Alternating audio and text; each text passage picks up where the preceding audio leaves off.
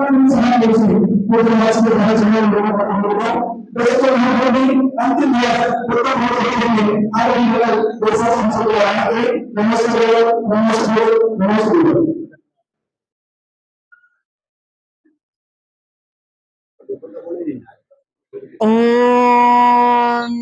जो चालू जो चालू ओम नमः सिद्धेभ्यः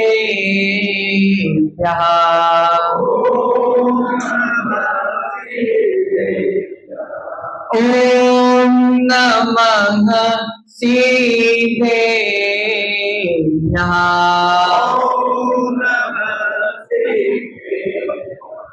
ओम नमः सिद्धेभ्यः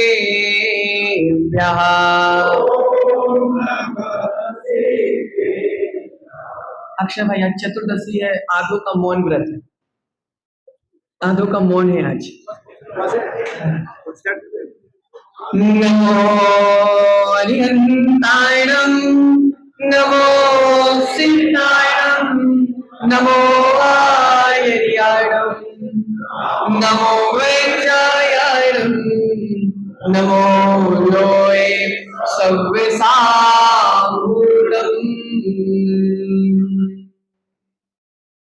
मेरे पवित्र मन में गुरुदेव आओ, मैं शास्त्र वाचन करो प्रतिभा जगाओ। अरिहंते भाषित सभी श्रुत देवताओ, क्या बोलना अब मुझे तुम ही बताओ। क्या बोलना अब मुझे तुम ही बताओ। क्या बोलना अब मुझे अनंत अनंत सिद्ध परमेश्वरी भगवान की देवाधिदेव प्रथम तीर्थंकर कुंडलपुर के बड़े बाबा की देवाधिदेव 1008 श्री वांस पूज्य भगवान की 1008 श्रेयांसनाथ भगवान की 1008 शीतलनाथ भगवान की 24 तीर्थंकर भगवान की परम पूज्य गुरु नाम गुरुदेव आचार्य भगवंत श्री विराट सागर जी महाराज की वर्तमान पट्टाचार्य आचार्य भगवंत श्री विशुद्ध सागर जी महाराज की परम पूज्य आचार्य भगवंत श्री विभव सागर जी महाराज की 10 लक्षण महापर्व की उत्तम ब्रह्मचर्य धर्म की मां दशांग जिनवाणी माता की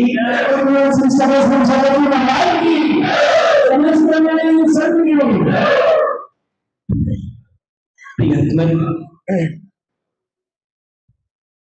फलों का राजा आम कहलाता है। फलों का राजा आम कहलाता है। पशुओं का राजा शेर कहलाता है और पक्षियों का राजा मोर कहलाता है। मनोज भाई, फलों का राजा आम कहलाता है, पशुओं का राजा शेर कहलाता है, पक्षियों का राजा मोर कहलाता है और धर्म का राजा ब्रह्मचर्य कहलाता है। आज पर्युषण महापर्व का अंतिम दिवस उत्तम ब्रह्मचर्य का दिवस हमारे समक्ष है।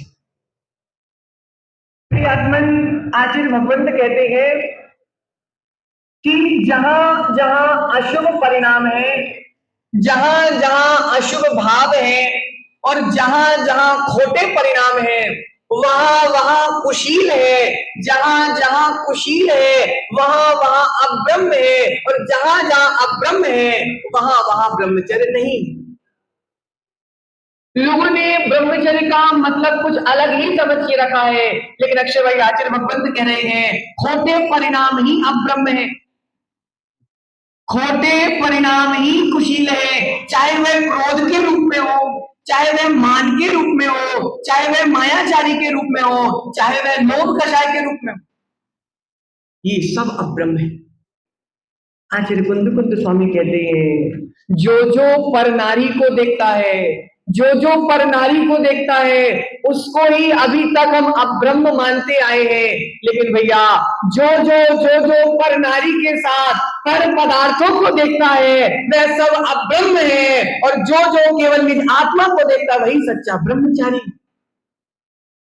प्रियतमन, अपने से बड़ी स्त्री को माँ के समान, अपने से छोटी स्त्री को पुत्री के समान, और अपने बराबर की स्त्री को बहन के समान हमने आज तक केवल इसी को ब्रह्मचर्य माना है। लेकिन ये ब्रह्मचर्य के साथ साथ ये मात इसको ही ब्रह्मचर्य नहीं, ये सदाचरण है। ये ब्रह्मचर्य नहीं, ये सदाचरण है। अपनी आत्मा को जानना, अपनी आत्मा को पहचानना, अपनी आत्मा में रमण करना और अपनी आत्मा में ही लीन होकर आत्मा में विचरण करना, इसका नाम ब्रह्मचर्य। प्रियतमन,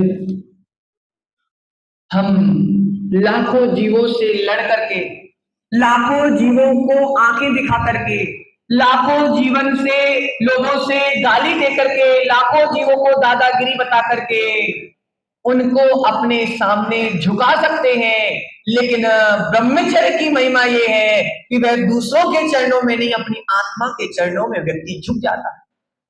प्रियतमन, दुनिया में पलाश भाई, दुनिया में किसी को भी तुम दूसरों के चरणों में अपने आप को किसी के भी सामने झुका सकते हो, किसी के भी सामने तुम लड़ सकते हो। लेकिन जब चर्चा अपनी घरवाली की आएगी ना, तो तुमको ही झुकना पड़ेगा। समझो बात, तुम सारी दुनिया को अपने चरणों में झुका सकते हो, लेकिन जब गुलाबी बाई घरवाली की चर्चा आएगी तो तुमको ही उसके सामने झुकना पड़ेगा। नारी के सामने झुकना अब ब्रह्म है, और अपनी आत्मा के सामने झुकना ब्रह्मचर्य है। भैया, नारी के सामने दुनिया झुक रही है, नारी के सामने दुनिया झुक रही है, इसी का नाम अब्रह्म है। प्रियतमन, आचार्य भगवंत कार्तिकेय स्वामी कार्तिक अनुप्रेक्षा ग्रंथ में लिखते हैं कि भैया, हाथी के दांतों को खींचना आसान है, शेर की मूंछों में ताव देना आसान है, और नाग के मस्तक से नाग मणि निकालना आसान है। तीन काम बताया अशोक भाई। कार्तिकेय स्वामी कह रहे हैं, समझो भैया, कि हाथी के दांतों को खींचना आसान है, शेर की मूंछों में ताव देना आसान है, सर्प के मस्तक से नाग मणि निकालना आसान है, लेकिन अपनी आत्मा से पापों को और विकारों को निकालना कठिन है। प्रियतमन, पिंटू भाई, जो चमकता है वही बिकता है, जो चमकता है वही बिकता है, और जो चमकता नहीं है उसकी कोई कीमत भी। भैया, जो मोती चमकता है वही मोती बिकता है। आचार्य भगवंत कहते हैं, मोती की कीमत मोती की कीमत चमक से होती है, मोती की कीमत चमक से होती है, और साधना की कीमत ब्रह्मचर्य से होती है। जितनी चमक शरीर चमक रहा है, सब ब्रह्मचर्य के कारण ही चमक रहा है। अब ब्रह्म वाला जीव चमकता नहीं है, और ब्रह्मचर्य वाला जीव प्रसिद्ध भाई फीका नहीं पड़ता। जब तक मेरे भीतर दूसरों को जीतने की भावना है, जब तक मेरे भीतर दूसरों को जीतने की भावना है, तब तक मैं अब्रह्म में हूँ। और जिस दिन मेरे भीतर मेरे ही कषायों को जीतने की भावना आ जाएगी, उस दिन मेरे भीतर ब्रह्मचर्य व्रत का, ब्रह्मचर्य धर्म का जन्म हो जाएगा। प्रियतमन, शील ही जीवन की सर्वोत्कृष्ट संपत्ति है, शील से बड़ी कोई संपत्ति नहीं। आचार्य भगवंत कहते हैं, गौरव भाई, शीलवान जीव को अगर कटोरा लेकर घर घर भीख भी मांगना पड़े तो श्रेष्ठ। शीलवान जीव को अगर घर घर कटोरा लेकर भीख मांगना पड़े तो भी श्रेष्ठ है, लेकिन कुशील के साथ राजा बनना श्रेष्ठ नहीं। प्रियतमन, सीता को देखो, सीता के चरित्र को देखो भैया, सीता के चरित्र को देखो। जिना भाई रावण कहता रहा, सीता तू मेरी बात मानना, मैं पूरे सोने के लंका का रानी तुझे बना दूंगा। क्या कहता रहा आर्यन भाई? रावण सीता से बोलता रहा अशोक भाई कि तू मेरी बात मान जा, मैं तुझे सोने की लंका की रानी बना दूंगा, तू जो मांगेगी तेरी मुंह मांगी बात को मैं पूरा करूंगा, तू एक बार मेरी बात मान जा। अच्छा भाई, सीता ने रावण से बोला, ओ रावण, तेरे पास कौन सी संपत्ति होगी जो मेरे पास संपत्ति है? क्या बोला नयन भाई? रावण से सीता बोल रही है कि हे रावण, तेरे पास कौन सी संपत्ति होगी, तेरे से ज्यादा संपत्ति मेरे पास है। रावण हंसने लगा। जंगल जंगल घूम रही है, खाने का ठिकाना नहीं, संपत्ति की बात कर रही है। ओहो अशोक भाई, सीता ने फिर से बोला, रावण, तुझसे ज्यादा संपत्ति मेरे पास है, तेरे पास नश्वर संपत्ति है, तेरे पास अचेतन संपत्ति है, मेरे पास ब्रह्मचर्य रूपी चैतन्य संपत्ति है। ओहो रावण, तेरी संपत्ति सील के बिना संपत्ति है, और सील के बिना, ब्रह्मचर्य के बिना सारी संपत्ति कुत्ते के मल के समान है भैया। बुंदेलखंड में एक कहावत चलती है, कुत्ते का मल ना लीपने का ना पोतने का। गाय का मल तो लीपने के काम आ ही जाता, लेकिन कुत्ते का मल, बिल्ली का बोलते तुम्हारे, चलो बिल्ली का मल, तो फिर तुम्हारे खानदू के हिसाब से बिल्ली का मल न पोतने का न लीपने का। उसी प्रकार बिना ब्रह्मचर्य सील की संपत्ति न पर के कल्याण कर सकती है, न निज का कल्याण कर सकती है। प्रियमन, सीता को देखो, द्रौपदी को देखो, मनोरमा को देखो, ये इतनी सतियां प्रसिद्ध हुई, इतनी सतियां प्रसिद्ध हुई। अजित भाई, संपत्ति से प्रसिद्ध हुई क्या? वैभव से प्रसिद्ध हुई क्या? जितनी भी महान पुरुष प्रसिद्ध हुए अर्पित भाई, वे संपत्ति से नहीं, वैभव से नहीं, वे मात और मात अपने सील से और ब्रह्मचर्य से प्रसिद्ध हुए। प्रियात्मन, देखो तो रिंटू भाई, दशहरा के दिन तुम जाओगे ना पुतला जलाने के लिए? कोई नहीं जाता? नहीं, बहुत अच्छे लोग हैं, ज्ञानी लोग हैं। रावण के पुतले जलाए जा रहे हैं। कब से जलाए जा रहे हैं? न जाने कितने वर्षों से पुतले जलाए जा रहे हैं। एक प्रश्न का उत्तर देना, आज सबको उत्तर देना है। वो नहीं भाई, आज का उत्तर तुमको देना है। रावण का पुतला जब से रावण हुआ है, जब से रावण का पुतला बुराई के रूप में जलाया जा रहा है, रावण ने तो मात्र सीता के ऊपर दृष्टि फिसली थी। प्रशांत भाई, रावण की दृष्टि तो मात्र सीता के ऊपर फिसली थी। ओहो युवाओं, रावण की दृष्टि तो मात्र सीता के ऊपर फिसली थी, उसका पुतला अभी तक जलाया जा रहा है। तुम लोगों की दृष्टि तो न जाने कितनों पर फिसल गई। तुम लोगों की दृष्टि न जाने कितनों पर फिसली, ऐसी फिसली कि मुंह टूट गया। तो क्या रावण के साथ हम सबका भी पुतला जलना चाहिए क्या? बोलो मां, पीछे बैठी माताओं को भी बोला है, रावण के साथ हमारा भी पुतला जलना चाहिए क्या? ओहो, रावण की एक बुराई देखकर हमने रावण के पुतले को अभी तक जलाया, और वह रावण भविष्य में भगवान बनने वाला है। और हमारे भीतर तो ना जाने कितनी बुराई, रावण से भी डबल बुराई है। रावण के पास तो गुण भी बहुत थे भैया, रावण के बराबर भक्ति तो दुनिया में कोई कर नहीं सकता, रावण के बराबर देव शास्त्र गुरु के प्रति सम्यक दर्शन किसी का हो नहीं सकता। लेकिन एक बुराई अगर रावण का पुतला जला सकती है अभी तक, तो हम भी किसी रावण से कम नहीं। प्रियात्मन, संकल्पी हिंसा का दोष, रावण का पुतला संकल्पी हिंसा का दोष वर्तमान में देखा जा रहा है कि भैया बुराइयों में इंसानों के भी पुतले जलाए जा रहे हैं।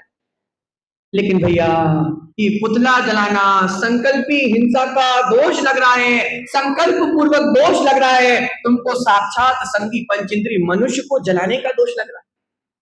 प्रियात्मन, अब तो घर घर में रावण बैठे हैं अर्पित भाई, घर घर में रावण बैठे हैं, घर घर में अब रावण बैठे, इतने राम कहां से लाओ? प्रियात्मन, आचार्य भगवंत कहते विचार करो, रावण का पुतला जलाना चाहिए कि स्वयं का भी पुतला जलाना चाहिए?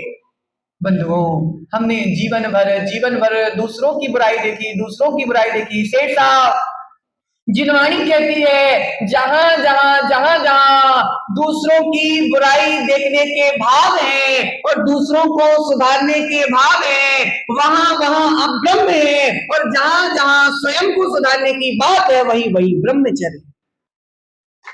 प्रियगण, रावण तो तीर्थंकर बन जाएगा और हमने निंदा करके आदि आदि पाप करके तीर्थंकर को नहीं तिर्यन चवस बन जाए। प्रिय बंधुओं, एक बार एक चोर था। अब चोर ने चोरी की, दीक्षित भाई, चोर ने चोरी की तो उसके लिए भैया फांसी में चढ़ाया जाना था।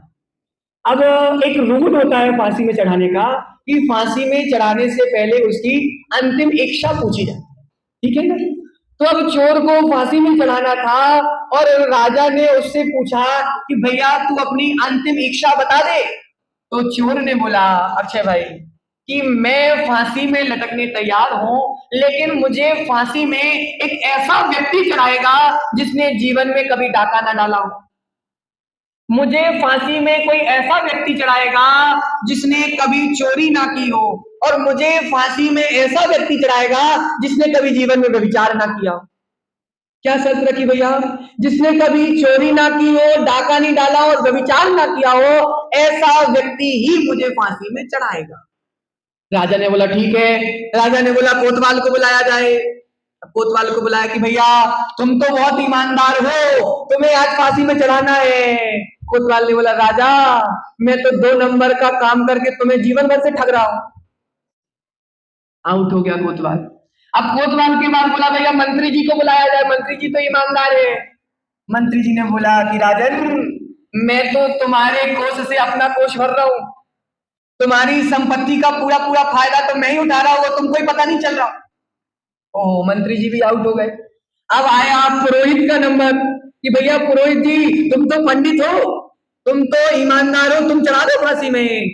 पंडित जी ने बोला देखो राजन, जो ज्यादा पैसा देता है उसको जल्दी मुहूर्त दे देता हूं, और जो पैसे देने में आनाकानी करता है उसको गलत सलत मुहूर्त देके टाल देता हूं।